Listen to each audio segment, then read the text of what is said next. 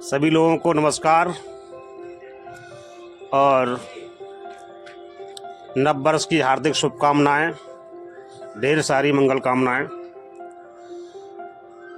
और आप आज का जो दिन है बहुत महत्वपूर्ण दिन है। आज से 205 वर्ष पहले एक भीमा कोरेगांव शौर्य दिवस हुआ था। शायद है सब लोग जानते हैं, जो लोग नहीं जानते हैं उन लोगों को जानना बहुत ज़रूरी है। आज के ही दिन 205 वर्ष पहले इसी देश में भीमा कोरेगांव जैसा एक शौर्य दिवस मनाया जाता है, एक संघर्ष हुआ था। उसमें 500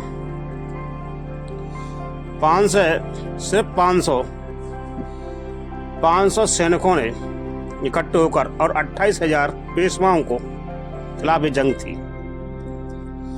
वो जंग ऐसे नहीं थी, अत्याचार से ऊबकर जब पानी सिर से ऊपर निकल जाता है तो इसके लिए संघर्ष होता है। इसी प्रकार से उस समय पेशवाई लोग थे जो मनुष्य स्मृति को पूर्ण रूप से लागू करके बहुजनों पर अत्याचार कर रहे थे। सिर्फ बहुजनों के 500 शूरवीरों ने 28,000 पेशवाओं को मूली की तरह काट दिया था। ये जंग ऐसे नहीं थी, ये अत्याचार के खिलाफ जंग थी। बहुजनों के पीछे सीखों वाला झाड़ू बांध दिया जाता था और आगे गर्थून थूकने के लिए हल्दी लटका दी जाती थी। ऐसी स्थिति में लाके खड़ा कर दिया था। वो होता ही क्यों नहीं। आज आप ले लो, किसी के साथ में कोई अत्याचार अन्याय हो तो ऊपर अपनी जान से भी व्यक्ति खेलते हैं, कोई भी हो। अगर किसी का अपमान और सम्मान की बात आती है, कौन चुप बैठेगा। मैं आज आपको एक ताज़ा एग्जाम्पल दूंगा। एक छोटी चींटी होती है, अगर वो पैर के नीचे दबती है तो उसका बस चलता है तो काटती ज़रूर है अपनी रक्षा के लिए। तो किसी के हक पर डाका डालना ये अच्छी बात नहीं है। आज जो लोग राष्ट्रवाद का यानी ढिढोरा पीट रहे हैं, हम उनसे एक सवाल करना चाहते हैं। आप लोग ये बताइए, राष्ट्रवाद है क्या? आप इधर राष्ट्रवाद का लोगों को डो रहे हैं, हम राष्ट्रवाद की बात करते हैं, हम राष्ट्रवादी हैं।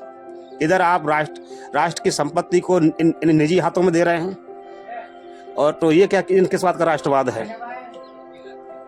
ये सबसे बड़ा उदाहरण है कि युवाओं को बेरोजगारी की तरफ ले जाना, ये बहुत बड़ा दंश है। आने वाली पीढ़ी इनको माफ नहीं करेगी। ये आज का दिन बहुत पवित्र दिन है। इसी दिन आज से 205 वर्ष पहले भीमा कोरेगांव यह संघर्ष हुआ था। ये बहुजनों को पढ़ना चाहिए इसके बारे में। हमारे महापुरुषों ने कितना बड़ा योगदान दिया है। आप पढ़ लो छत्रपति साहूजी महाराज को, आप पढ़ लो माता ज्योतिराव फूले को, आप पढ़ लो सम्राट अशोक महान को, चंद्रगुप्त मौर्य को पढ़ लो और महामानव भगवान गौतम बुद्ध को पढ़ लो। आपको मालूम पड़ जाएगा कितना बड़ा इतिहास है आपका। बाबा साहब डॉक्टर BR अम्बेडकर और साहब काशीराम तो अभी की देन हैं, जिन्होंने ये हमें संविधान देकर बाबा साहब ने अभी अंग्रेज कर दिया कि आप लोग यहाँ के मूल निवासी हैं और आपको ये अधिकार है। ये जंग थी उस समय, जो अंग्रेजों के खिलाफ जो जंग थी वो इन लोगों की थी। इनको ये अपनी नहीं चला पा रहे थे। आज जो उनसे देश आज़ाद हो गया तो आज इनकी जंग होगी। हमें तो सदियों से लड़ते आना है। आज ये लड़ाई मान सम्मान की और इज्जत की लड़ाई है। जब तक हमारे अधिकार सुरक्षित होंगे तो हम लोग सुरक्षित होंगे। अधिकार अगर हमारे आपके किसी प्रकार से छीने जा रहे हैं, अगर ऐसा ही रहा तो आने वाले समय में वो ही मनुस्मृति लागू होगी। और फिर से मैं जानता हूँ ये दूरगामी दृष्टिकोण है। फिर से एक भीमा कोरेगांव जैसा युद्ध होगा।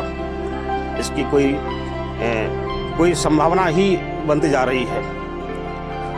तो हम ऐसे हालात पैदा ना करें। इससे पहले ही हमारे लोगों को रोजगार और हमारे अधिकारों को ना छीना जाए। संविधान हमारा सुरक्षित बचना चाहिए। हमें जो आदिकाल जो धाराएं लागू नहीं की जानी चाहिए। बहुत ऐसे सारे सवाल हैं। मैं बहुजनों से अपील करूंगा कि आप लोग सिर्फ इतिहास पढ़िए, इतिहास में सब कुछ मिलेगा आपको। आज का दिन आप भीमा कोरेगांव है, भीमा कोरेगांव की सौर गाथा को पढ़िए और उसको आप लोग यूट्यूब चैनल पर या आप लोग देखिए, बावन मिश्राम का ट्वीट देखिए, बहुत कुछ मिलेगा। तो मैं सबसे पहले एक नई साल है और इस नव वर्ष के दिन मैं सभी देशवासियों को ढेर सारी शुभकामनाएं और बधाई देता हूं। और आज भीमा कोरेगांव का शौर्य दिवस भी है। उन शहीद सैनिकों को मैं कोटि कोटि नमन और उनको वंदन करता हूं। उनकी आत्मा को कोटि कोटि शांति के लिए प्रार्थना करता हूं और इन शब्दों के साथ में अपनी वाणी को विराम देता हूं। जय विज्ञान, जय संविधान, जय भारत।